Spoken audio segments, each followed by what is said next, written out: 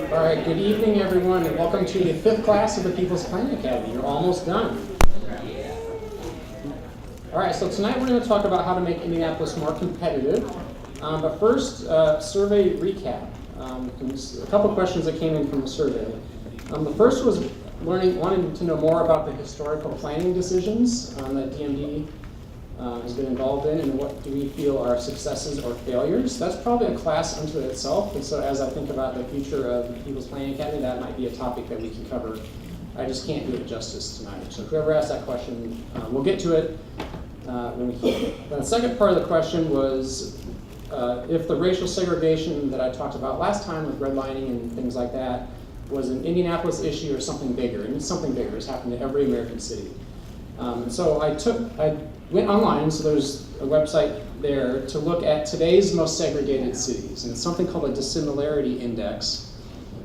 A score of 100 means things are completely segregated. A score of 0 means it's completely integrated. And so I took the top 10 most segregated cities up there, so you can see Gary, hometown here in Indiana, is right up top there. And then the least segregated cities there down at the bottom. And then we're number 24, right there. And so we're in the top 10th percentile, which is probably not the place we would all like to be. So you see the most segregated is Gary, Indiana. The least of these top 318 cities anyway is Jacksonville, North Carolina. That's somewhere by Wilmington, North Carolina. And it's probably a little washed out on the screen, but on the left is Gary. This is that same dot map that I showed of Indianapolis. On the left is Gary, and so you can see it's pretty much night and day. You can see where the Gary city limits are, just based on the color of the dots. And on the right is that Wilmington, North Carolina, or Jacksonville, sorry, North Carolina. So you can see they're actually pretty integrated. This is Chicago, our nation's capital, Washington, D.C. Anyone know this city? Detroit. You can see where the Detroit city limits are in Arcane. You see that little red blob in the middle? That's a piece that's not the city of Detroit. It's its own little city. San Francisco, Oakland, same situation.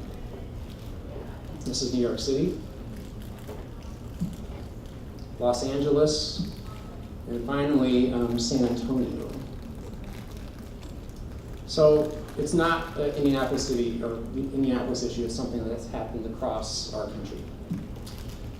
Previously in People's Planning Academy, planning and zoning. Planning is the guideline that informs decisions about zoning.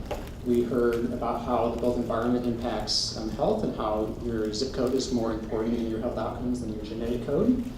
We talked a lot about resiliency and adaptability, and how as society, as climate, as things change, we have to make sure that we keep up so that our residents and places can continue to thrive. Last week, we learned about building places for all ages and incomes. We learned a lot about displacement and the challenges of growing places at different rates than growing people. And then I talked a lot about the planning impact in that story of segregation, more as a cautionary tale to look at the planning decisions we make today and what might the ramifications be down the road. So before I move on to tonight's topic, are there any questions? All right, seeing none, tonight we have 3 speakers to talk about how we can make Indianapolis more competitive. We're going to start off with Drew Classic from the IU Public Policy Institute. He's going to talk about the big picture here.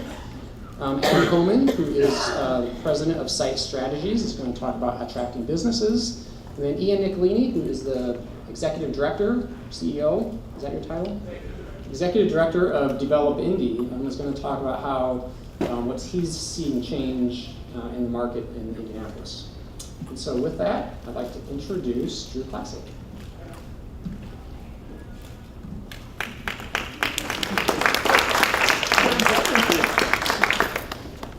Thank you.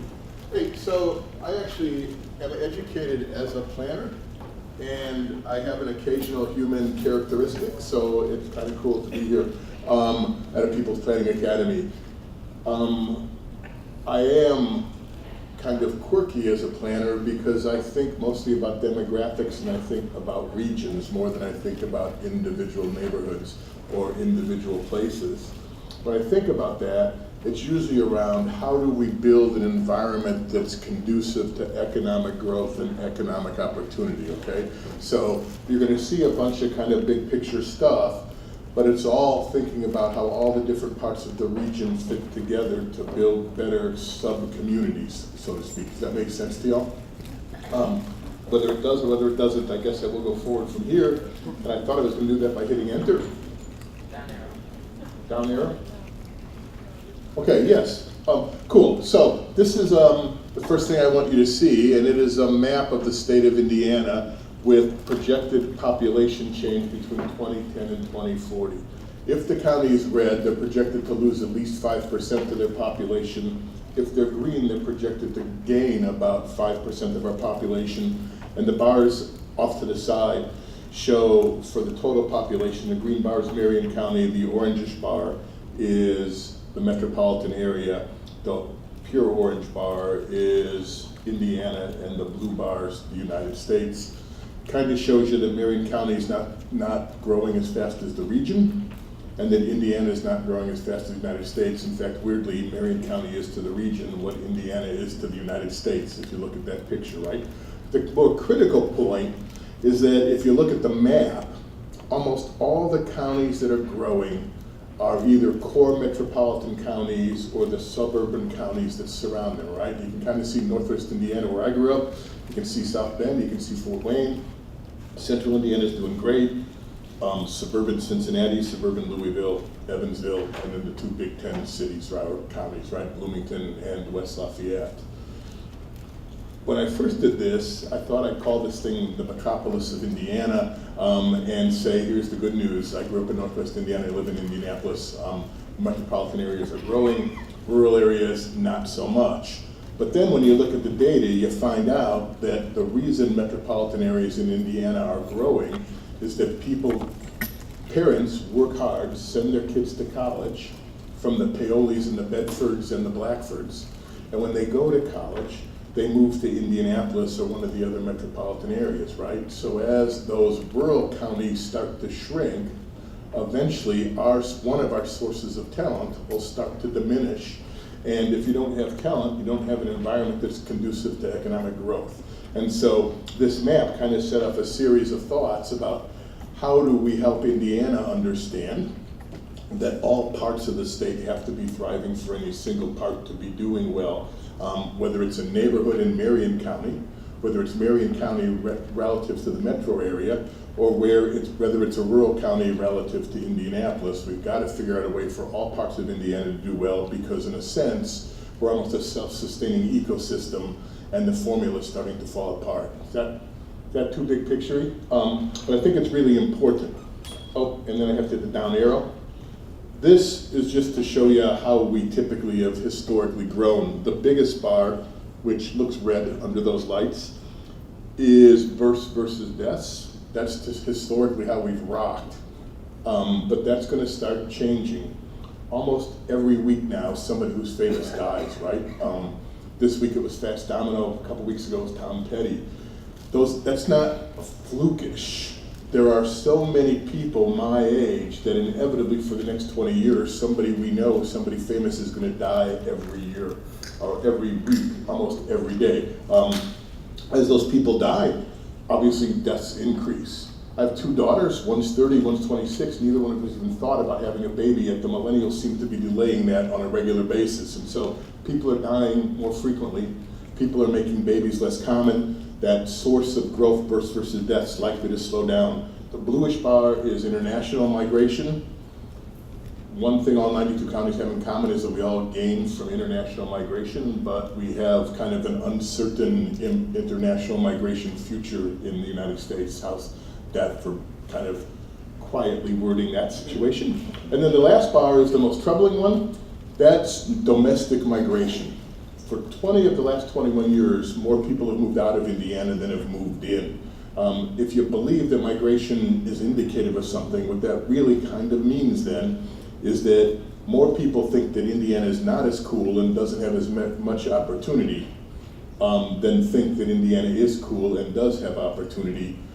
I am 0 for 2. My daughters have both left Indiana and perceive that there are cooler places to live, or else they hate me, and it's probably a little bit of both. This is the last map I'll show you, I think.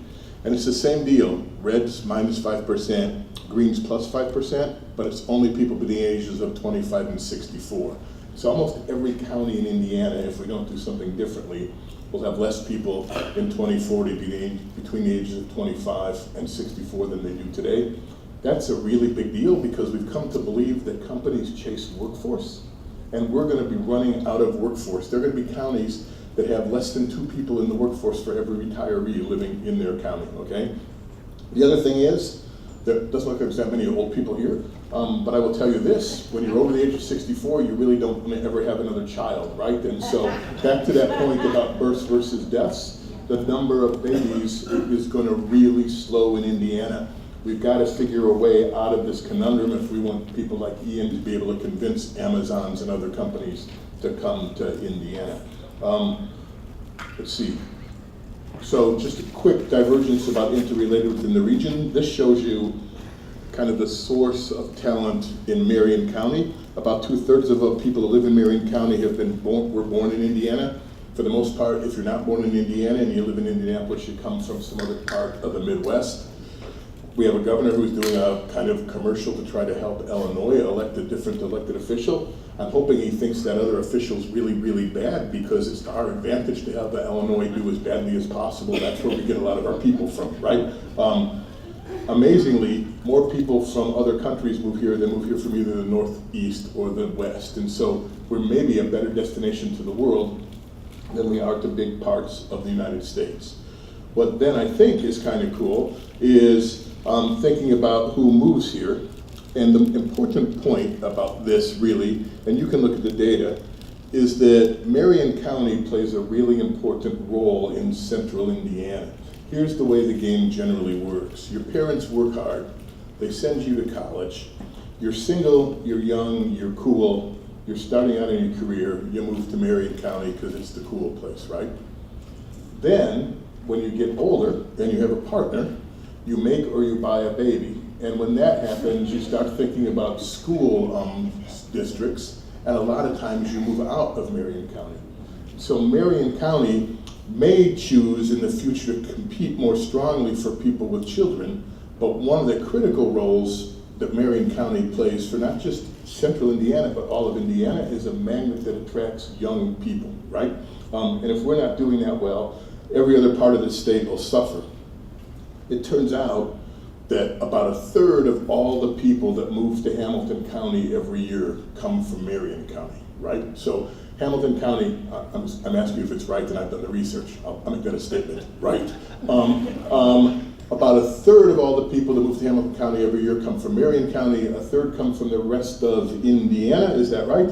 And 1/3 come from the rest of the United States. It's really remarkable to go to Hamilton County and basically say, I don't know what you think about Marion County, but here's the thing, they're really important to you because without Marion County attracting those young, talented people that someday find a partner and have a baby, your housing market is at risk, right? That's that notion of interrelationships that I think is really critical across the region and across the state.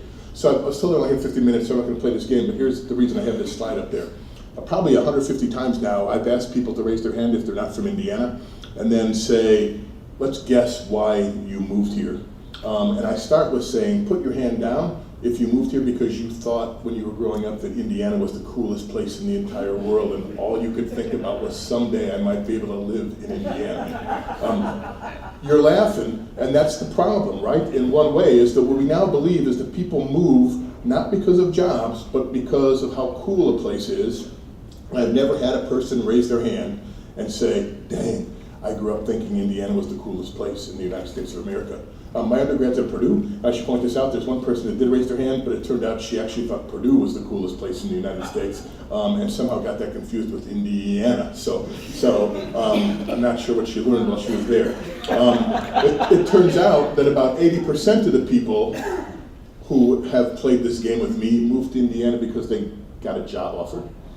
About 19% of the rest moved here because they wanted to be closer to friends or family, and then 1%, and some of them, and then about 1% say, I moved here because I went to college and decided it wasn't quite as bad as I thought when my parents sent me away to either Purdue or IU.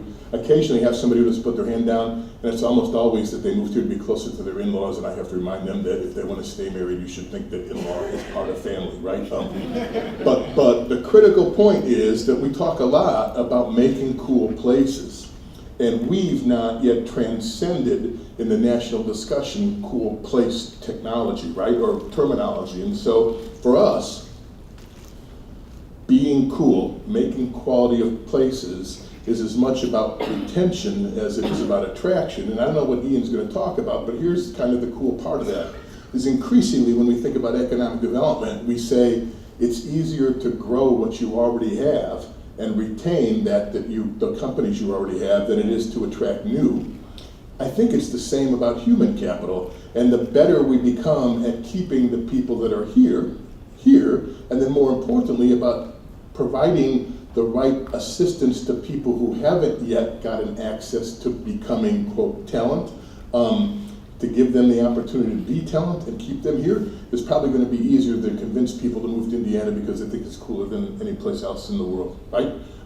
Which kind of leads me then to the transition, which is a second project that I've worked on, which is actually about income disparity, and it's called the Brookings Learning Lab. It was us, San Diego, and Nashville, and I worked on it with the Greater Indianapolis Chamber. Turned out to actually answer the question that I've kind of surreptitiously asked you, right, which is where our talent's going to come from if nobody wants to move here. First, let me say that this is kind of cool. We do a better job, the metropolitan area, creating jobs in either Indiana or the United States. Those are the bars on your left, right? Your left. We don't do as good a job as growing wages as the average wage in the United States, which are the bars on the right, which kind of implies we have some work to do to create higher quality jobs, right? But if you believe that talent creates jobs, then that also implies that we have a job to do to help create more talented people so that companies that pay more come to Indiana. Does that make sense to y'all? Which kind of then gets to this point. From this chart, my grandparents were immigrants from Slovakia. They couldn't speak English. They had no education. But it was the 1920s. And in the 1920s in the United States of America, all you had to do was be willing to work hard. They went one to a place called Standard Oil and one to a place called Inland Steel. And by their labor, my dad got to go to college, and I actually do this for a living, right? It's kind of a remarkable two-generational thing. The two bars in the middle are what we'll call the labor economy. In 1950, the green bar, and in 2015, the orange bar. One of the biggest challenges in our country is that pathway from less rich to rich, the path to the American dream is shrinking, right? Every year there are slightly less jobs for people who want to work hard and make their children's lives better than there was the year before. And then it turns out that the service sector, which is the group on, again, your right, is growing faster than either than the labor economy, which is shrinking, and the other one, the far right, is the innovate and manage economy. We talk a lot about the top 1%, but it turns out innovation manages about the top 20% of the United States, and that's the area you want to be in if you care about income, because this is changing income over the last 20 years. The lowest bar, growing very slowly, is the service economy. The middle bar is the labor economy, and the top bar, the gold bar, is the innovate manage economy. If you're paying attention and you look, 20 years ago, the incomes of all three sectors of labor were relatively similar. Today, there's an enormous gap between those that work in the service sector and those that are privileged enough to work in the income or in the innovate and manage sector, right? I didn't get there on my own. It's really the work of my grandfather and my father that made it possible for me to be in that 20% of innovate and manage. And they couldn't have done it anywhere near as easily if they moved here today as they did because they moved here in 1920. So it turns out, though, that if we can figure out how to rebuild that bridge, we're going to find talent that already exists, that already lives in Indiana. This is kind of a complicated map, and the lights are bad, but those dots represent people that face significant challenges to economic success. You could grow up in a household with both parents not working, make 150% or less of the poverty level. Let's see, you have no access to health insurance, and you live near an underperforming school. It used to be that all those dots were in Marion County, still most of them are, but you can see 2 kind of points. 1, there's a dense concentration of challenged areas in Marion County, but 2, poverty and risks factors associated with it are starting to stretch out beyond Marion County limits. One of the challenges with that density of dots is that those folks are growing up in neighborhoods where all their friends are similar to them, which means they kind of lack social capital. And social capital is what we think people need to be able to move from not very wealthy to wealthy. I'll use my example again. My dad died when I was 12. We went from being pretty rich to being pretty poor pretty fast. When I was graduating high school, we lived in a pretty middle-classy, upper middle-classy even neighborhood. As I was graduating high school, my friends are like, what are you going to do after you graduate? And I have no idea. And they said, we're all going to college. So I thought, oh, all my friends are going to college. I should go to college too, right? What that kind of means is that I was in a different neighborhood that had less social capital. My friends said, we're not going to college. In fact, we're not going to do anything. I probably would have said, cool, I'm not going to do anything either, right? Social capital is really important. What our friends do affects what we do, right? And there are big parts of central Indiana where social capital is lacking. But here's the key thing. It turns out there's 100,000 kids in central Indiana that live in poverty, under the age of 18 and live in poverty. There's 100,000 adults who don't have a high school diploma, and there's 250,000 adults who have a high school diploma at the most and work in sectors of the economy that we'll call income or employment insecure. This isn't central Indiana, but my youngest brother's a steel mill worker. He makes over $90,000 a year. But here's the deal, if Metal Steel makes, which is I think Swedish, if they make one decision, my brother's life falls apart, right? Because he'll never make $90,000 again in his life. He'll make $35,000 working for a distribution center. So that's 450,000 people that if we can only help maximize their potential, the fact that we're losing people to the rest of the United States kind of becomes less important, right? Because it's not 3 sources of growth when it comes to the economy, it's 4 sources of growth. The 4th source of growth are the people that the economy has tended to ignore. And if we can only help them untap their potential, the migration challenges that we faced start to diminish. Does that make sense to y'all? And that's where planning comes in, because creating neighborhoods with better social capital, creating more diverse neighborhoods is a great pathway to doing that. Am I over already?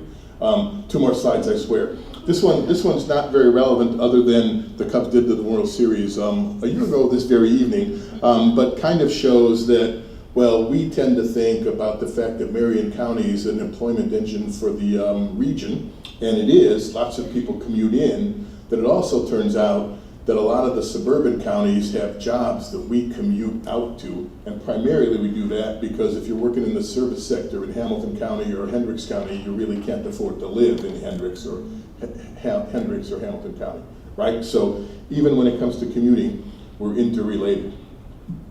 If I could ever press the right button. I just want to make one point about this slide, which is about a year ago now, I was giving a presentation on placemaking, which is a form of planning, to a group of mayors. I was talking about how cool bike trails are in brew pubs, and one of the mayors interrupted me and said, here's the deal. I can't afford to give my police officers a raise, and I can't afford to fill in my potholes. Why are you talking to me about brew pubs and bike trails? And I realized that I shouldn't have been, and that what I should have said is that placemaking and quality of life starts with safe neighborhoods and good schools. And if you don't have those basics, brew pubs, bike trails, and the rest don't matter, right? And then I just showed you a map that suggests that there are children growing up in central Indiana who don't have the basics of placemaking, which are good schools and safe neighborhoods.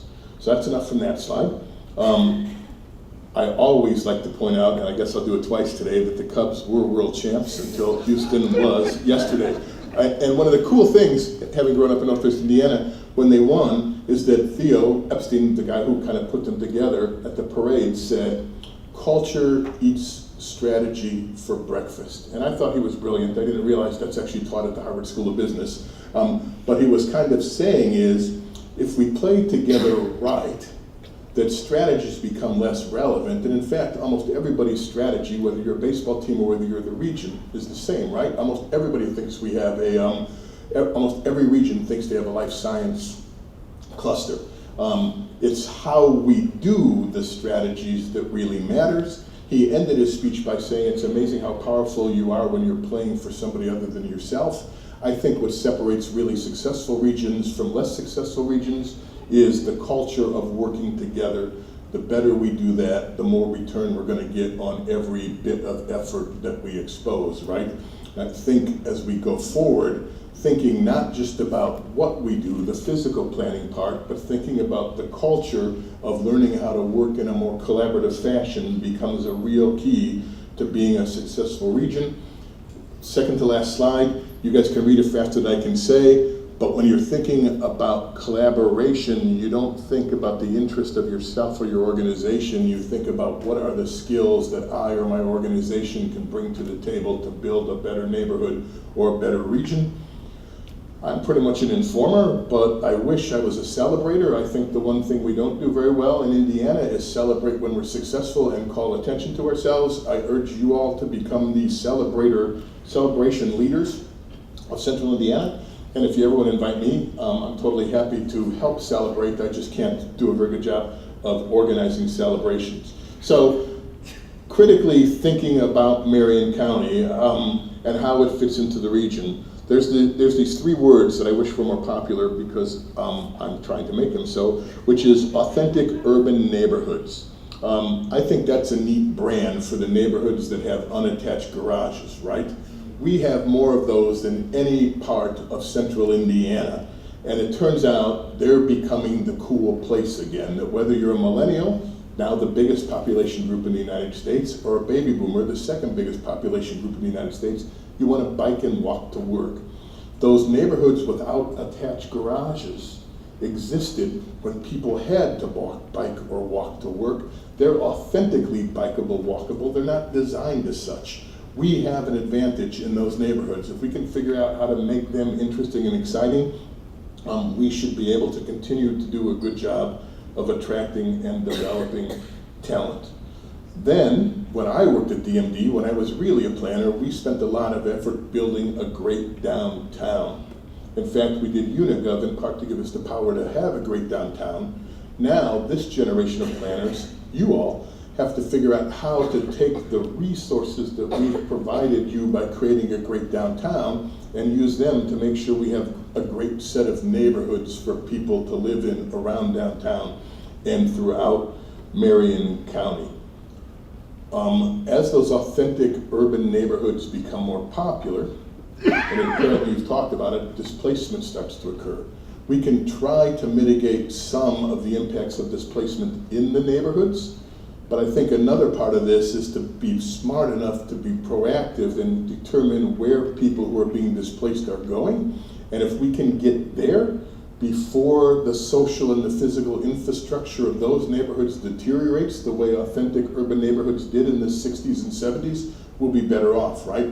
So I don't know what y'all talked about displacement, but I think there's two games. One is how do we mitigate it within the neighborhood, but the second is can't we be smart enough to determine where people who are leaving certain neighborhoods are moving to, and shouldn't we make sure that the social and physical infrastructure of where they're moving is proactively being maintained and invested in rather than being allowed to deteriorate the way a lot of inner city neighborhoods did in the 1950s and 60s. And then the last point I'll make about Marion County, when we were doing Amazon, we were talking about this, and we talk a lot about mass transit, but I like to think about a total transportation network that starts with walking and biking, includes kind of the modern Uber Lyft thing, as well as mass transit in a car. And I'd suggest to you that we actually rock in almost every one of those categories except mass transit. And so while mass transit is only a piece of a transportation network, it's kind of our missing piece. And for Marion County, the ability to have mass transit is essential to help those people, the 450,000 people who we're trying to help achieve their potential, get to the places necessary to do that. So that's kind of my big picture notion. I can't tell if you were bored or totally awe-inspired. I'm guessing you were actually somewhere in the middle. And when we ask questions now, if I didn't confuse you. So why the intransigence of trying to develop the nickel plate corridor from that exists all the way to the fair train and expunge it instead of expand it down to Union Station, where you can take your bike and go all the way to Washington, D.C., ride the C&O, come back on the train, and why not make that happen? And then why not have a railroad, which the corridor exists already, from the airport back into downtown? Isn't that infrastructure worth it, even with respect to Amazon? Well, so I may not look like it, but I'm actually a big fan of biking. And so I'm not going to say it's not worth it. What I will say is that one of the challenges to planning and governance is to figure out how to prioritize investments in a world where resources don't equal need, right? And so I tend to think in this big overarching way. Doing that's an important piece of the puzzle. The question is, at what point does it get prioritized to fit in? I know that's a pretty terrible answer, but I think public policy is really hard because every one of you has a pet project that you believe in. We can't make them all happen at the exact same time. All right, one more. Oh, you pick the person. I pick, I can't pick. All right, sir. Okay, so again, the statistics focus a lot on opportunities for change. Can you talk more? I know we've looked at the statistic that poverty has doubled almost in the last decade in Marion County. Can you talk about how that compares to other regions and other cities? And if so, do you see these strategies as being able to address that? If not, have you seen other strategies places are using that might be? Yeah.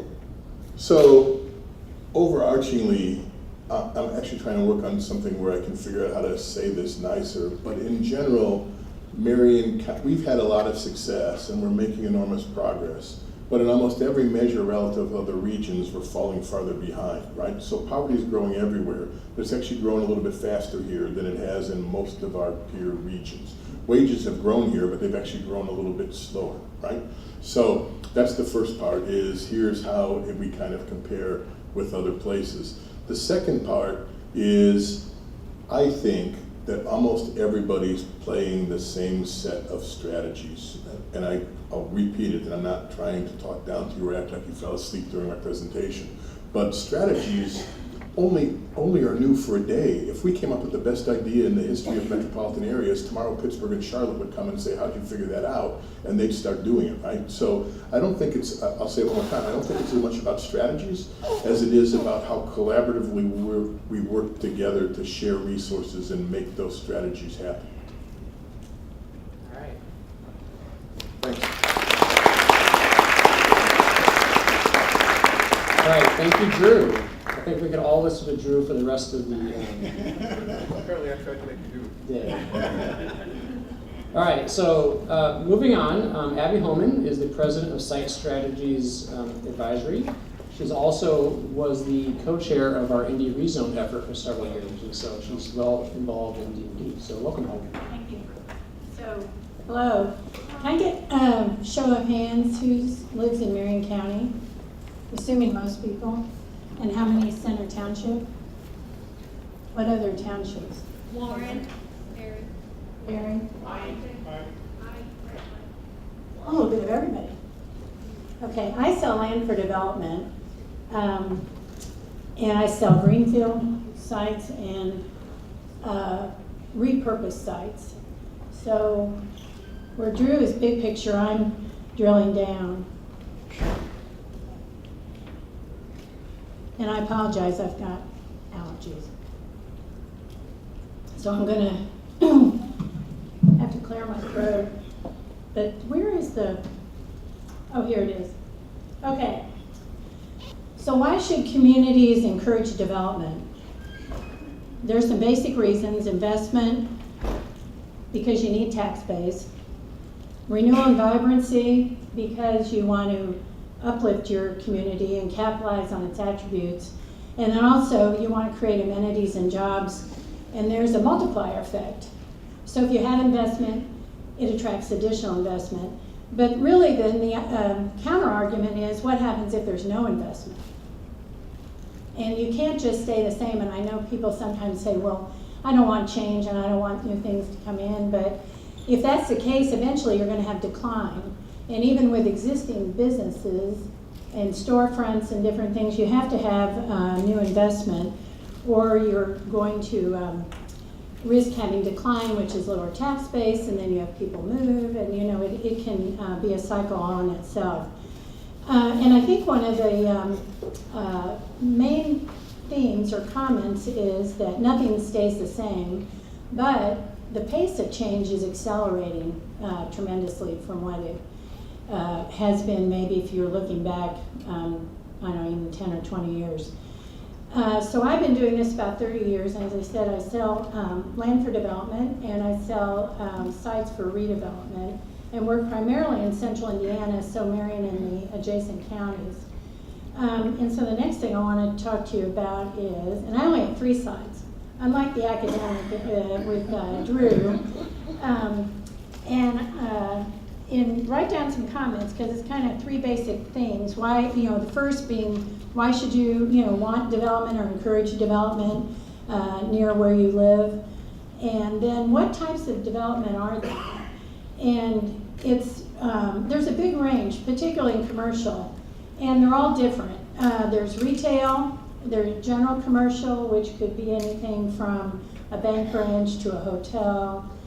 There's office, there's medical, which can be a hospital, inpatient facility, dental office, medical office. Industrial development, that can actually be anything from manufacturers to big box fulfillment centers. We've heard a lot about Amazon, and you see a lot of that out in Plainfield for anybody that's a Wayne Township resident. And then in the residential side, there's multifamily and single-family, which everybody's familiar with in some fashion, because you live somewhere. You either live in a multifamily residence or you live in a single-family. Multifamily can be apartments, which is rental, or it can be condos, which are usually owned for sale product. And single-family, obviously, are houses that can be part of a large master plan community, or it can be an older neighborhood, so they run the gamut. I think from a zoning standpoint, what is important is you have standalone projects, and then you have big plan developments. And each one, and in each category of development, they each have their own criteria for site selection. They're all different. So, for instance, if you're you know, have a corner in a neighborhood that is available for sale, it's just not going to appeal to every type of development, and it's not going to fit for every type of development. And also, new development projects can be initiated by developers, which is both single family and commercial.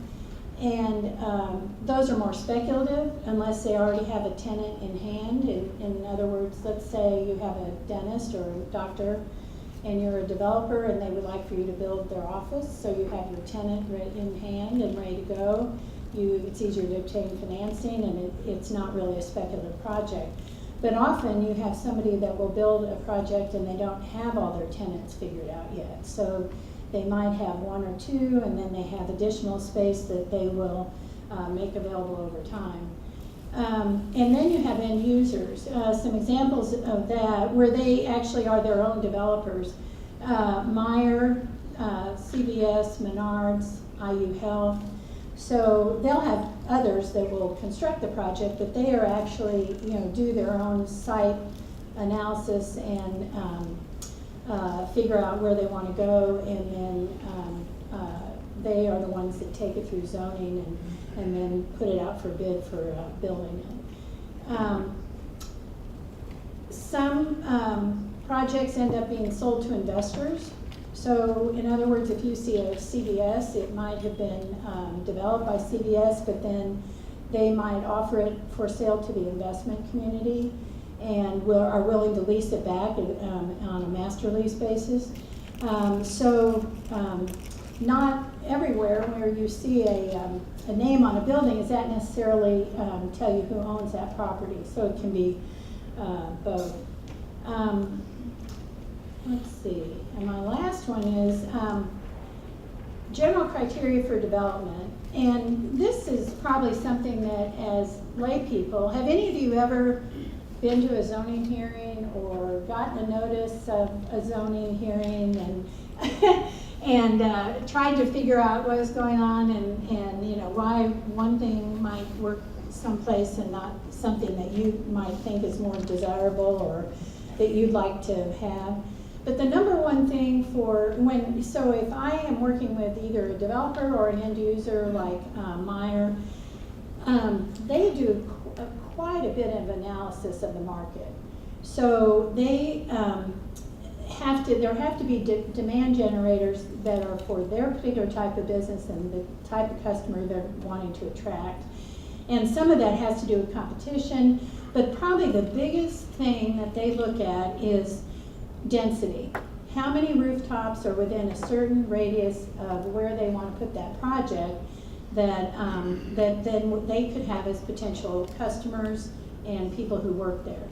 So, and sometimes it's a smaller business will look at a neighborhood just as the basis for the project they want to do, but sometimes they're looking at a large trade area that could be anywhere from and there's two ways to express it. One is drive times.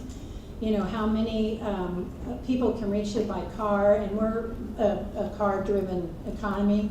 So, and there are large data programs that analyze all of this, and a lot of these bigger users have their own in-house data analysis programs, but they'll look at how many people can get to that location, that particular intersection in 5 minutes or in 15 minutes, and you can ask for that kind of information and figure it out. Or it might be how many people live in a certain radius, whether it's 1 mile of a particular site or it might be 3, 5. And depending on the size of the business and what they're trying to accomplish, they'll look at different demand generators. Then once they have a location that they're interested in and that they think might work, they have to figure out where are there any sites that make sense. And a site can be a greenfield site, it can be a outlot in front of a larger development where it's already, you know, just out on the street. But they'll look at, you know, how many sites in that particular location, you know, when you talk about a general location, are available, how are they priced, and whether or not it will take more than one parcel or one ownership to assemble the site that they need.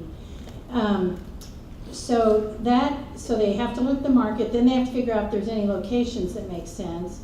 And I'm talking about land for development as opposed to if you're a tenant and you know you're a small retailer or something, you'll look for existing, you go through the same process of determining demand and rooftops and density, but you'll also look to see what available space is out there, you know, where you're going to go into existing space and you may want to be one tenant in a larger shopping area or a mixed use area. And then part of your criteria, and this is true for greenfield site development too, is what's around there. And is this a place that's going to make a good investment? And in the case of a multi-tenant building, are there other tenants that will help be draws to my business and that will justify the investment I'm going to make? So then once there are some sites that are available, the next thing is determine the property characteristics. So one is the size. For instance, a Meyer store needs 15 to 20 acres. So if there's a I had somebody once say to me, well, why won't Meyer go here? Well, it was a 5-acre site. And unless you're doing that a lot and get the context, you don't realize that not every use can go in every location because they just don't fit. Or it's too big. But so you have to have the right size site. Often for larger users, they need at least 2 road frontages. So you can't be behind a bunch of other things and expect a high profile user. So they want to be able to be visible. They want a location that they can get their traffic that is frequenting their business in and out. And this is all true of every type of user. It's just a matter of scale and what is going to be most important. Then configuration is key. Sometimes you see a site that is a triangle or something, and so the back end of it is not at all really usable because or it could be a goofy shape, or there just could be all sorts of things that might preclude a piece from really working. Access to utilities, which in Marion County is in most places, other than if you're southeast or southwest, there's still parts of Decatur and Franklin that don't have ready access to sanitary and sewer and water. They're still well and septic. But in most places in Marion County, access to utilities is not an issue. Also, the usability of the site, if a site has a lot of floodplain, then it's not going to work. Also, if it has, and you have to be able to figure out your storm drainage. And when you build something on a greenfield site, you're going to create a need storm runoff because you're taking property that was, grass or something, unless it's already paved and is currently a parking lot. And so you have to create a plan, and the city has very rigorous standards for reviewing stormwater plans, but you have to figure that out. And then again, you have to see if what you want to do is compatible with adjacent uses. Then the last piece of it is zoning. So a user or developer might find a great site, but if you start looking into the zoning documents for the city, both the existing zoning and the comprehensive plan, it may not be what has been envisioned for that site. So then you have to evaluate the likelihood of getting a site rezoned for what you want to do. One thing in terms of the comprehensive plan, those are a vision and a document that has a long shelf life. So the further away from the date that plan was created, and sometimes they're in place for multiple years, 10 years, 12 years, the more changes that end up occurring. And part of it is just the evolution of the area and how it develops, and also it's changes in the market and changes in demand and what people think, and new uses that all of a sudden are popular or prevalent today that nobody thought of when that plan was done. So the further away you are from a comprehensive plan, the more likely is that there'll be more discussion about what makes sense. But if a site is not currently zoned as needed, then there will be a zoning process, which it sounds like you've all been a part of, or at least are familiar with, to rezone a site. So that's it. I had to put on my glasses so I could see my little scribbles on here too. And open up for any questions. Yes? So I feel like it's very tied to the real estate market, which I guess changes maybe more slowly than other industries. When I think about like all the information that someone looking for a potential site wants to gather, is like the information age now. Is there, besides just number of roofs, accessibility, is there something new, some type of information that those people are looking more for, or that they're excited to be able to gather in the future? Well, that's a good question. Not really. But one thing I didn't mention is that beyond the actual site information and the general like census data, population data, if it's an existing business, a large company, they will look at their own customer base and determine the buying behaviors of their current customers and what that looks like, and so that's another factor as opposed to a new business. And also in that case, a larger business, they look to see not only competition from competitors, but also where they might have their own stores, and they want to keep a certain distance from their own stores. Yes. You talk about greenfield sites. What about brownfield sites and the redevelopment of those? And we have plenty of them in Marion County. Yes. And so what are we doing about those sites? Well, that's also a good question. And I guess I consider those greenfield sites in the sense that if they don't have anything on them now, and they're redevelopment sites if they have, for instance, an existing building that maybe is closed or not, operating, or there's a higher and better use than what is in a building now.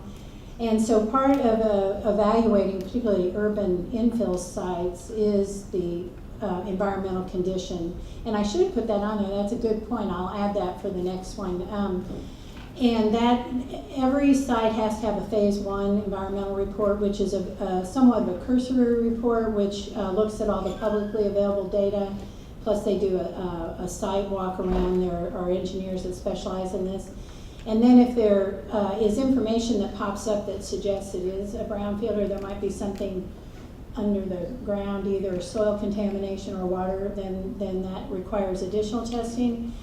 And it's, I said this in a meeting the other day, contamination, environmental issues in urban areas, it's ubiquitous, they're everywhere. So any site, excuse me, that you are thinking about developing in an urban area probably has something going on with it.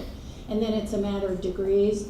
But there are all sorts of funds available both at every level of government to help with the cost of mitigation. There's also, there are cleanups that go on. I know the city is trying on a speculative basis to do something with the RCA plant that's on Michigan for that very reason. And so that is a challenge. It's a big challenge for urbanized communities to figure out how to repurpose, redevelop sites that have an environmental issue. So it's a good question. There's not an easy answer for it, that's for sure. Well, so far they're being green spaces in parks, small Yes. parks, private parks, whatever. Uh-huh. But you can't use those sites for residential or. You can in commercial certain cases, and it just depends on what the problem is. And if it's soil contamination, and I'm getting into something that I'm not really an expert on, but have been around a lot, there's things you can do in terms of mitigation and removing the soil, and yeah. So it just depends. There's a wide range of things that you find when you start looking into it that have to be taken into account. And I really didn't talk much about single-family and multifamily development in terms of that site selection. We've had a lot of that going on in Marion County. I was kind of focused more on the commercial, so yes. Do you work with communities at all who are trying to increase development within their boundaries? Yes, I was part of Indy Rezone, and you end up working very closely with communities, both staff and some of the elected officials, to try to understand what their vision is and what they're wanting to accomplish, so that you can match expectations with the market. And that's the trick. I mean, that is not easy to do, is to attract the kind of development that everybody wants and that the market will embrace. And, but you have to just try to marry those together as best you can. And having good residential base is important for that to be accomplished, to attract both jobs and more investment. But I guess my comment goes back to the beginning. You just can't stand still, and you want things to happen so that you continue to have new investment and renewal in your neighborhood. Where do you suggest communities begin? Oh my, that's a Brad question. But there's everything from quality of life plans, and there's neighborhood plans. And there's folks like Ian, who's going to they work very hard to attract business to Indianapolis. So there's all sorts of ways to get involved. Thank you. Mm-hmm. One more question. Yes. So how do you suggest that communities overcome existing zoning? So I feel like sometimes zoning relegates certain communities to other people's expectations of them. So we have a lot of C4 zoning, which is gas stations and gun stores and check cashing. And we can't rezone the property without the owner's permission. So where do you start with problems like that? That's a staff question, actually, and that is a challenge, and it's a one of transition, in terms of markets, transition in terms of zoning, and then you have legacy sites.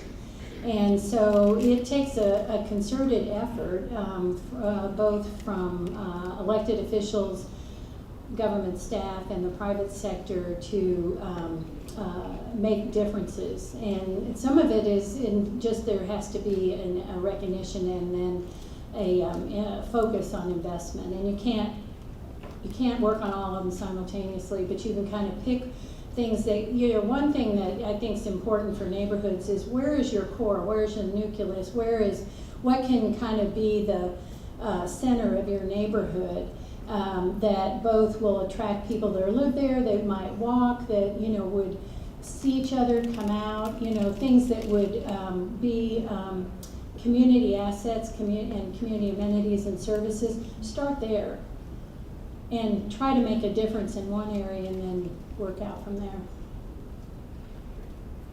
Mm-hmm. All right. Thank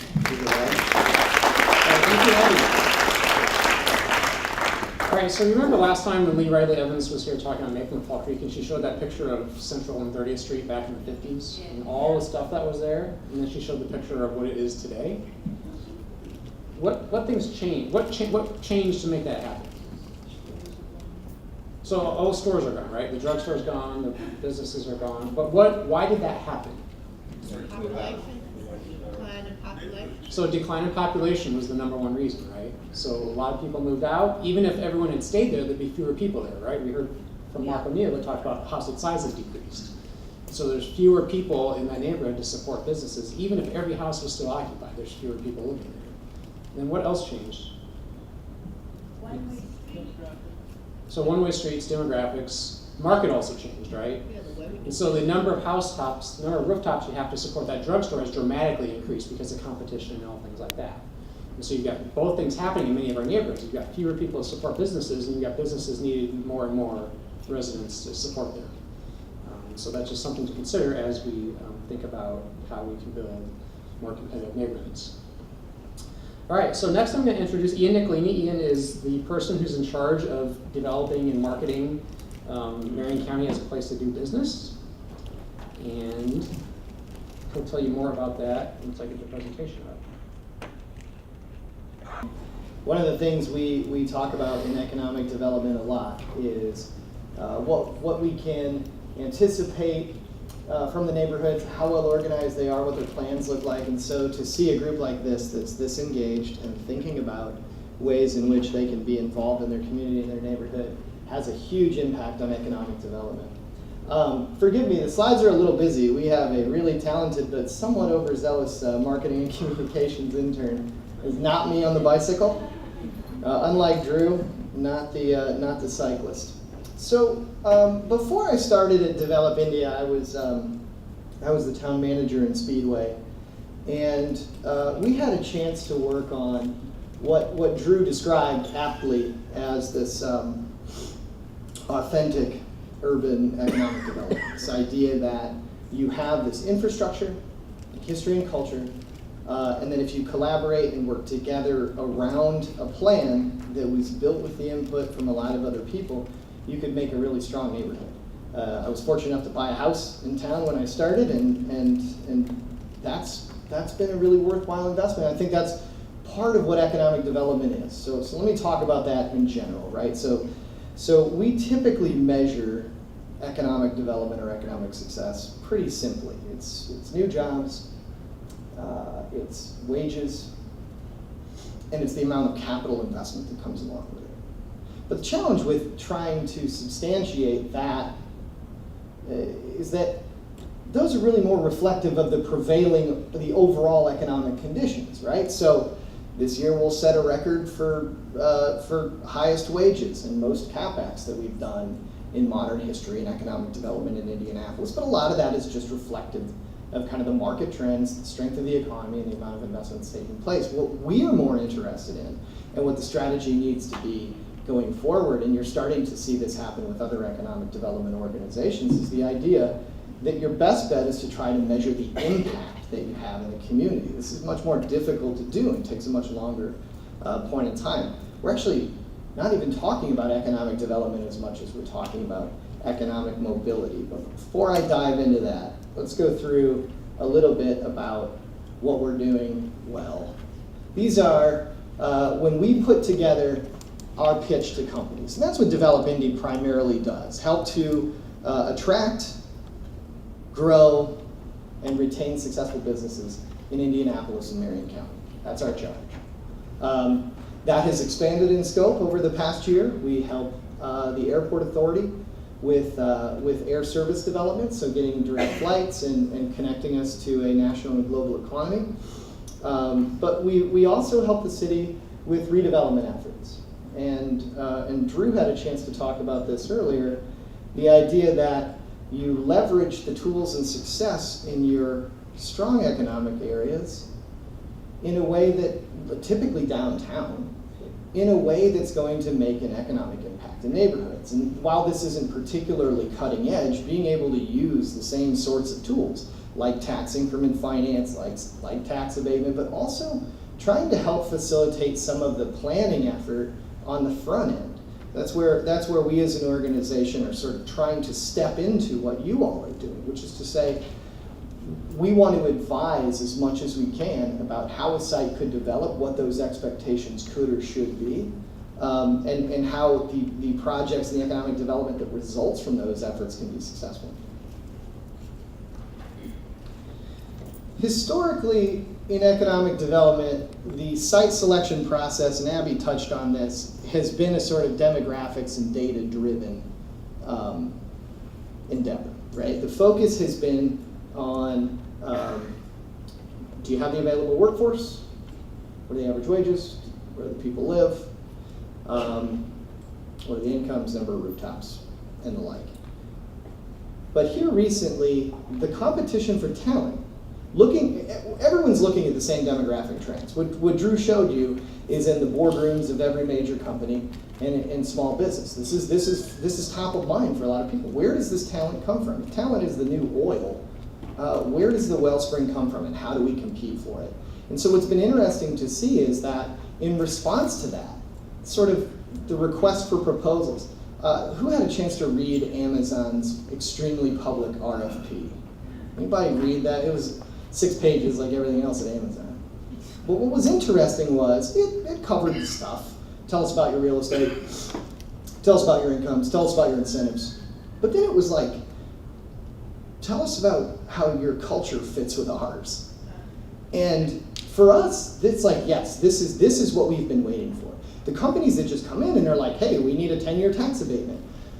We have no way of ensuring that they're going to be here in year 11, or do they come back and say, hey, that was a great deal, we need it only a lot larger, or we're going to go to Nashville or Columbus, or we're going to go somewhere else. We want to find the companies that are concerned about fitting in and making that investment. And what's even more encouraging, I can think of 4 projects this year where companies came to us and said, give us some real estate options, but don't just give us downtown towers.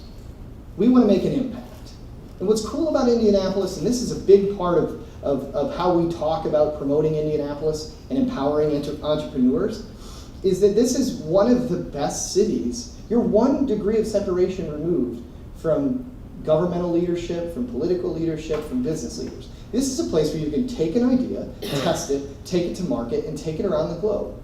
There's not a lot of places where you can be a big fish in a small pond. And companies that are trying to compete for talent, especially millennial and younger talent, are realizing that you have a philanthropic generation coming up through the workforce that wants to live in cities, that wants to live in urban areas, and wants to make a difference. That's what's so exciting about being in economic development right now. Now, here's the challenge, though. We also have to be very clear, and I think Drew did a great job, so I won't rehash it, about what some of those challenges are. And that's the approach that we take when we're having this conversation with companies. It's not just what what should you do in order to lure us to Indianapolis? It's like, what are you going to do for Indianapolis? It's a two-way conversation. And anecdotally, the companies that come to us and say, we want to come here, we want to make a difference, we want to make this investment, we want to do this development, we care about inclusive growth, which I'll touch on, some of our core values here, well, gosh, it's a lot easier for us to do a deal with that organization anyway. So when we're talking about this attraction prospect, we make it sound like it's a huge portion of our workload. Really, 80% of the city's growth comes from businesses that are already there. And what we do well in Indianapolis is we typically, with the exception of a lot of advanced manufacturing, but certainly not as bad as other Midwestern cities and metros, we're able to keep people here once they get here. We're able to keep companies here once they get here. Certainly not all of them.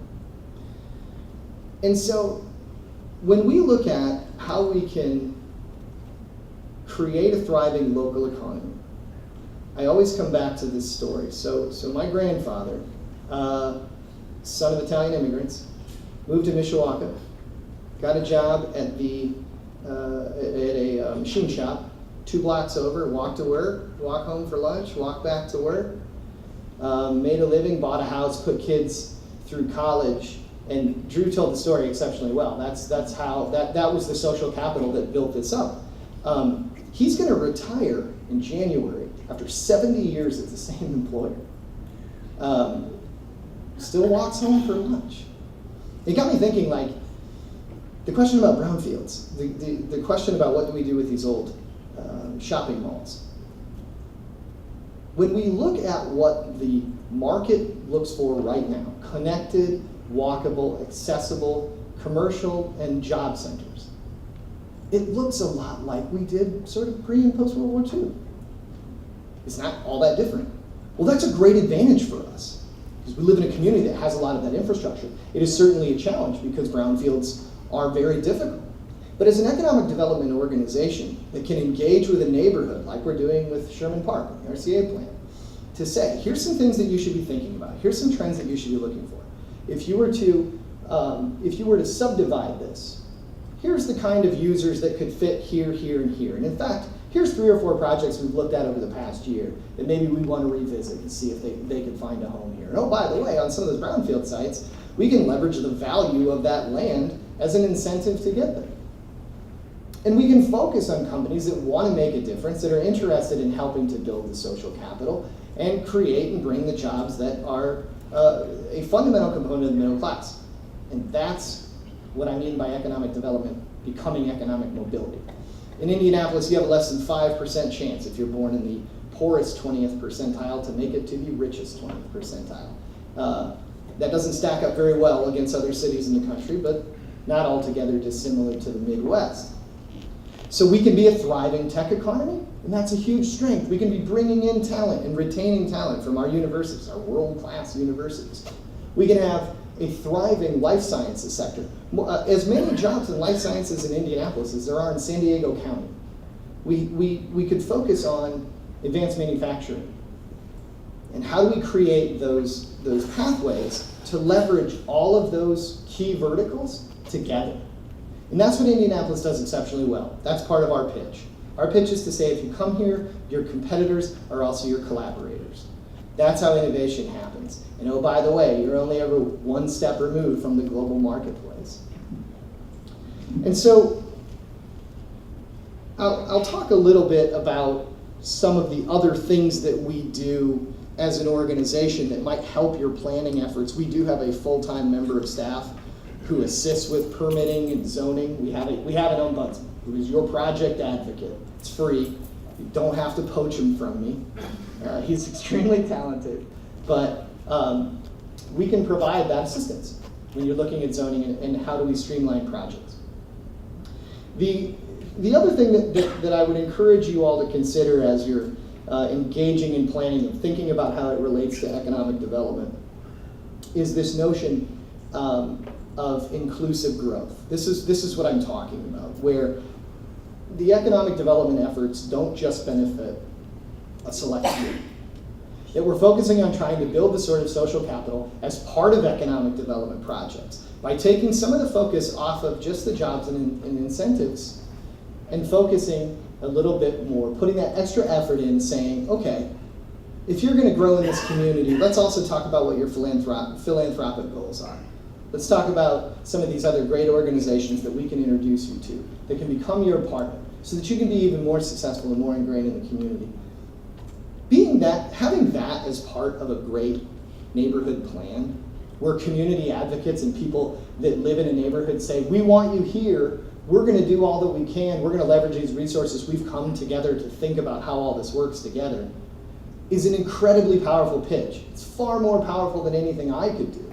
It's just to have an area that really has its stuff together and is thinking about ways in which you can drive entry into the workforce, success in the workplace, entrepreneurship, small businesses. Those are the kinds of opportunities. And lastly, I'll leave you with this. Finding the opportunity, then thinking about and planning how you connect all of that. That's why the transit initiative is so important to the Indy Chamber and to so many of you. 60%, in fact, was if we have great jobs, but you have no mechanism to get to them, or if it's a 2.5-hour bus ride, well then that doesn't really benefit.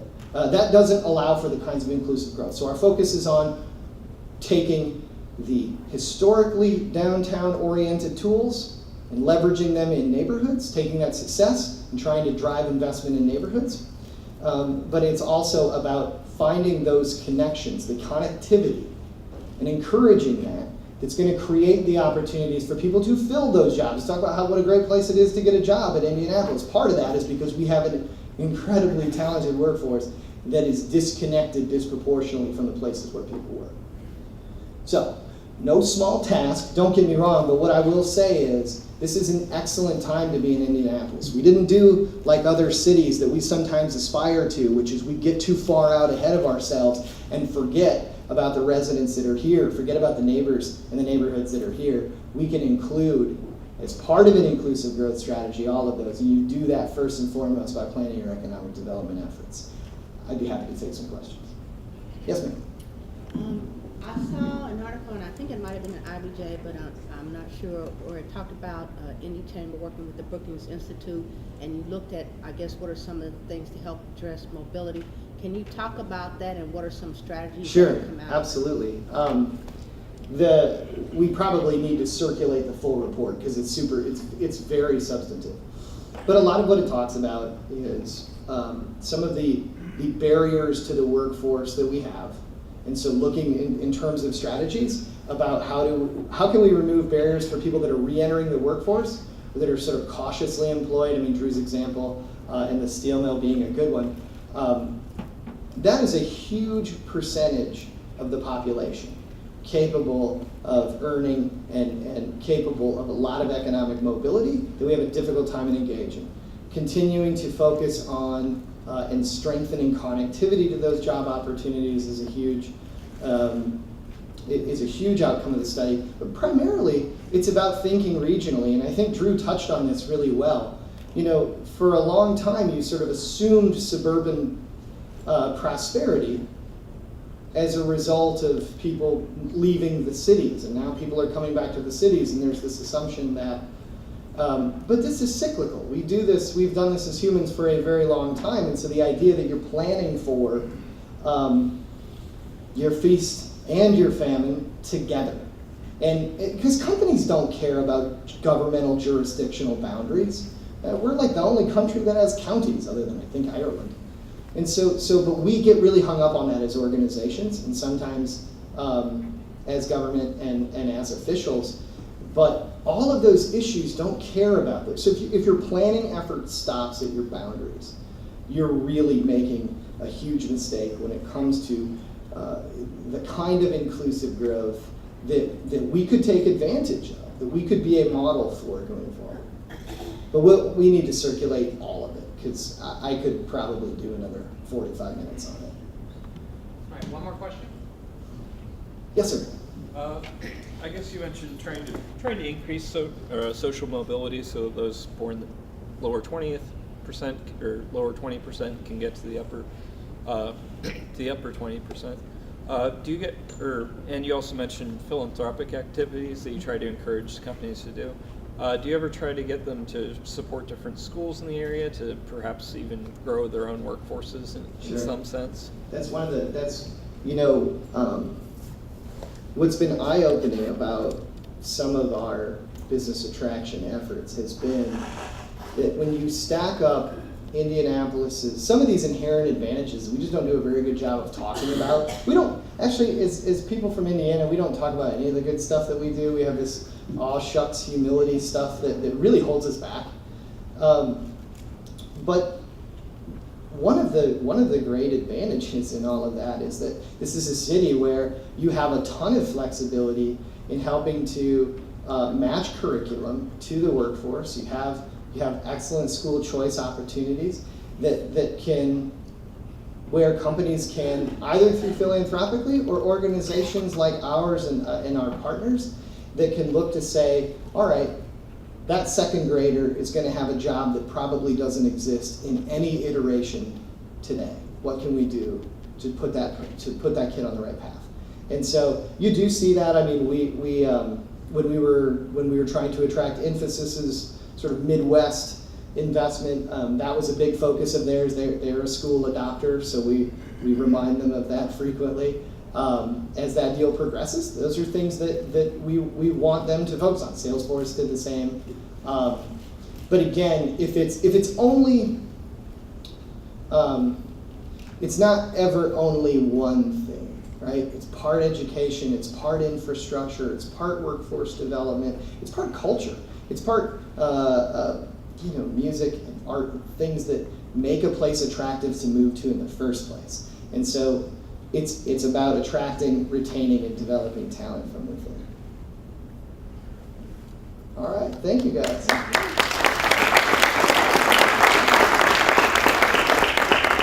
Okay, we're gonna wrap tonight up with a quick game.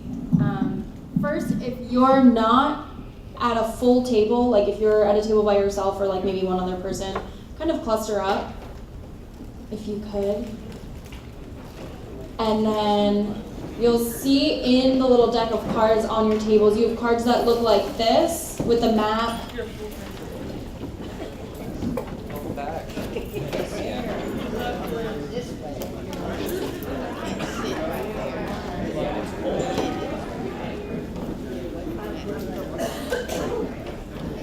Okay, so you see the cards that have the maps on the back. This is a card game about competitive advantages for neighborhoods. So you'll have demographics on the map cards. So this one says multi-generational family.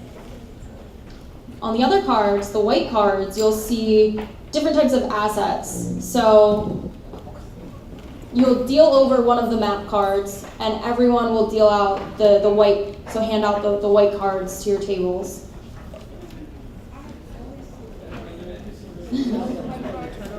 No need to shuffle. We all do, so we all have it. We're all picking up. Come on, you're moving this out. You're like 3 cards behind me. Okay. I have 4 cards already. Yes. Yeah, put a blue card. Okay, so you'll have dealt over a map card and see what demographic you have. And on the white cards, think of what that group, I think they're all groups, will want. So what would a multi-generational family want? I have here walkable dense blocks. Yeah. It's 1 map card for the whole table. Yeah, it's 1 map card at a time. Sorry if that wasn't clear. Yeah, you guys got it. And then when you're done, new map card and play the round again. Demographic and assets? Anyone? Did anyone have one that they didn't know what to do with? Andre, what'd you have?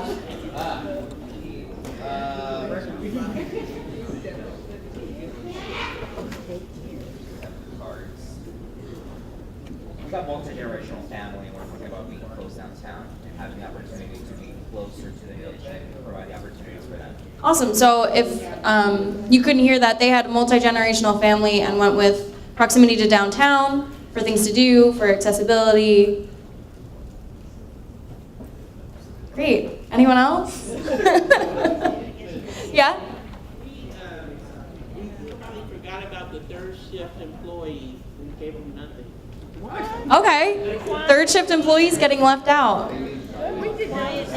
Did anybody have a good answer to a third shift? Go ahead. Yeah? Yep. We had a next, Convenient parking spaces. Yes, close to downtown. Neighborhoods looking out for one another. Okay. Gathering space. Third shift employees might like quiet neighbors and good parking. 24-hour pharmacy, definitely. Neighbors who look out for each other. Neighbors that look out for each other, yeah.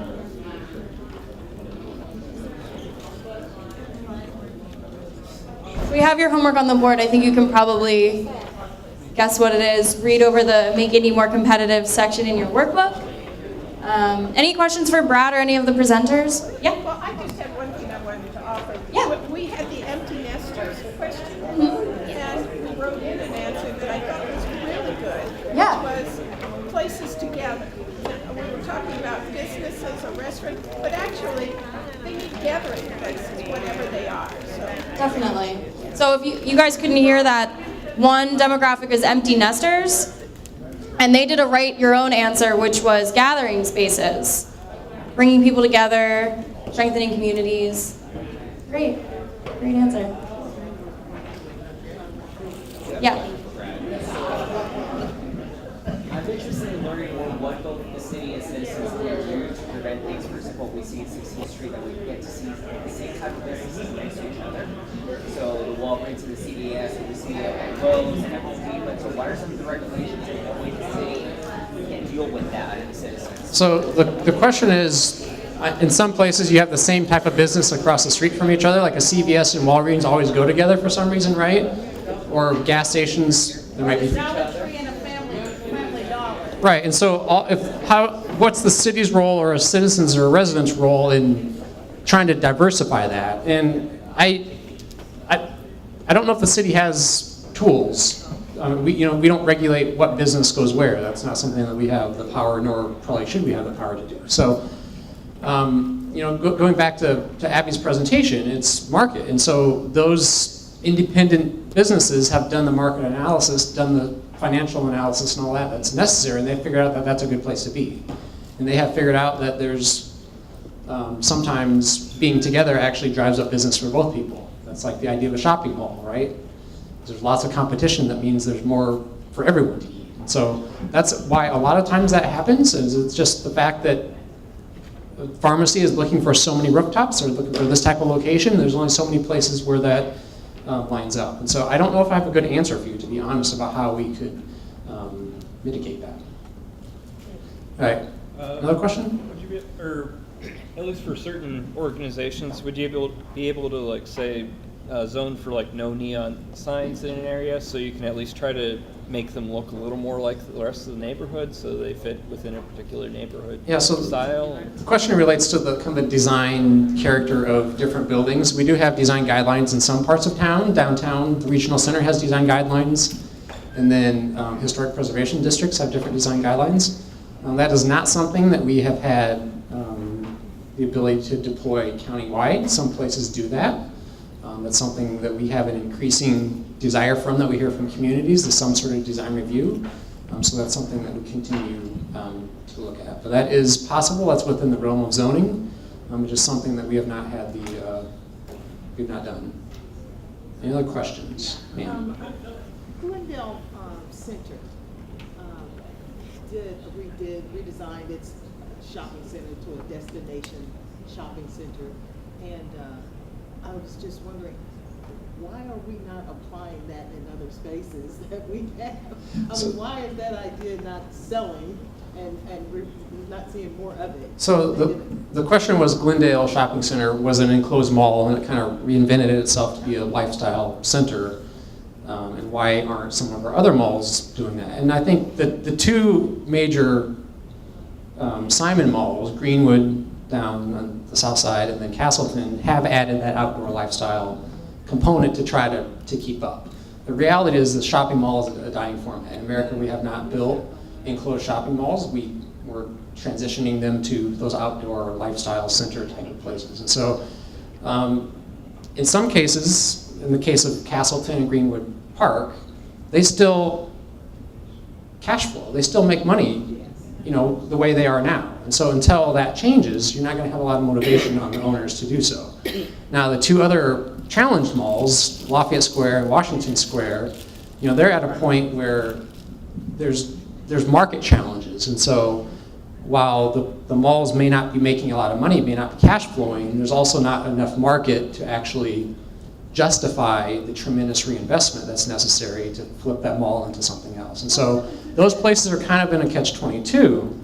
A lot of places across the country, when you have that sort of gray field, is what planners call old shopping malls, they convert into village type of mixed-use places. We just not have had that market demand to do that. I promise you that if someone could find a way to make money doing that, it would be done. All right, another question? On the gas stations, in my community, we fought against having too many gas stations, one in Mass, 34th and Capitol. After fighting it, we learned there's a section in our area. They did not have to go to zoning, so we said we could get them on the signage. They didn't even have to go to variance for the signage. And it's a little section in our community. They don't have to be, you know, change zoning or whatever. Yep. You know what I'm saying? They told me. Yeah, and so if this kind of goes back to the first class, but zoning is law, right? And if it's zoned to allow a gas station, you can build a gas station without permission, right? If it's zoned to build a house, you can build a house without asking us. And so that's not entirely. Well, the reason I say that is because a lot of times they talk about how in certain, let's say, suburban or upper class communities, if they don't want something, they come out and protest, and they don't build it there, but they go build it someplace else. So it's not just about the zoning, correct? Right, and so from our perspective, zoning it allows it or it doesn't allow it. Now, are there other factors as far as community efficacy and voice and things that can deter or support a business from going in or not going in? Certainly.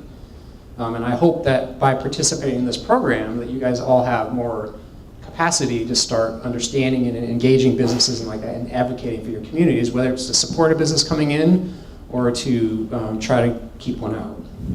I have a question about that. If there's a usage that you don't like it, that the community increasingly does not like, can you impact that in the plan, your community plan, for when that becomes vacant, it will then transfer to a different zoning? Can you recommend that? Will that have any? Yes, and so the ways to do it for future? Yeah, the comment was, you know, if there's an undesirable use, can you put it into a plan that you'd like that to change down the road? And certainly, that's the role of planning, is to think about the future. Now, planning is a guideline. Right. It's not law, and so if you don't want that gas station down the road, but someone figures out they can still make money with a gas station, it's probably still going to be a gas station regardless of what the plan says. Okay. Now, the thing, if you really want to change something, you change the zoning ordinance or you change the zoning map. And so, for example, before Indy rezone came in, C3 allowed gas stations, and C3 was in a lot of neighborhoods. We also have a lot of C4, that's the next challenge, but C3 was in even more. And so we had a moratorium placed on gas stations until Indy rezone came into effect to change the ordinance so that that use was taken out of that neighborhood commercial area. And so that's changing the law, which is much more powerful than changing the plan. But that doesn't change those who are existing in a C, gas stations who are currently in a C3 zone. They Correct. Stay there until they leave, right? Yes, and so if a gas station is in C3 right now, even though you cannot build a new gas station in C3, the fact that they're there, they're grandfathered in. Right. If we were to force them out, that would be a constitutional taking, and we would be sued in court and lose and pay a lot of money.